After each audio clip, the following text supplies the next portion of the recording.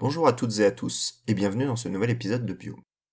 La semaine dernière, nous avons vu la différence entre climat et météo, ainsi que certains facteurs climatiques et leurs méthodes de mesure. Cette semaine, nous allons parler climat exclusivement, à travers leurs différents niveaux d'études. Cela fait des centaines d'années que le climat est étudié. On retrouve par exemple des mesures de pluviométrie dès le 1er siècle après Jésus-Christ chez les Égyptiens, et même dans des écrits du 4e siècle avant Jésus-Christ en Inde. À Paris, le premier relevé de température date de 1658, il y a plus de 360 ans. Mais les avancées en sciences et technologies ont permis le développement d'appareils et de techniques de mesure de plus en plus perfectionnées, pour en venir à définir les climats connus aujourd'hui. Ils sont déterminés par des dizaines d'années de mesures et d'études, et ils sont d'ailleurs révisés régulièrement et amenés à changer, notamment en ce moment. Parlons de ces différents climats. Si vous vous souvenez du tout premier épisode de Biome, je vous avais dit que l'écosystème pouvait être observé à différentes échelles, du biome mondial au micro-écosystème, comme un trou dans un arbre ou un système digestif. Tout dépend en fait du niveau d'étude que l'on recherche. Eh bien, c'est la même chose pour les climats. Au niveau mondial, on trouve les zones climatiques. Ce sont des climats souvent bien connus de tous, comme les climats polaires, équatoriaux ou tempérés, que l'on trouve sur plusieurs continents sur Terre. Le climat tempéré est celui d'une grande partie de la France, outre le climat montagnard que l'on trouve en haute montagne.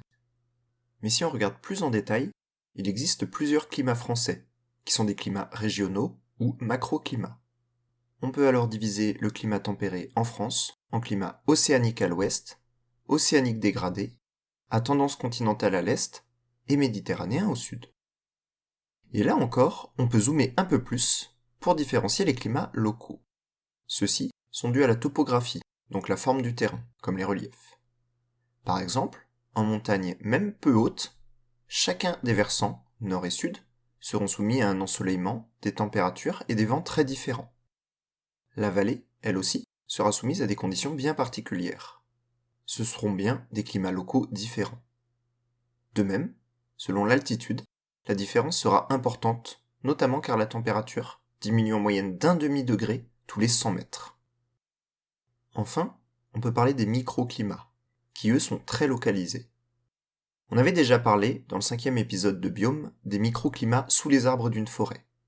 Mais il existe d'autres facteurs de microclimat, comme autour d'une mare, et d'un point d'eau en général, qui a un impact sur l'humidité notamment, et qui en plus est bien souvent entouré d'arbres.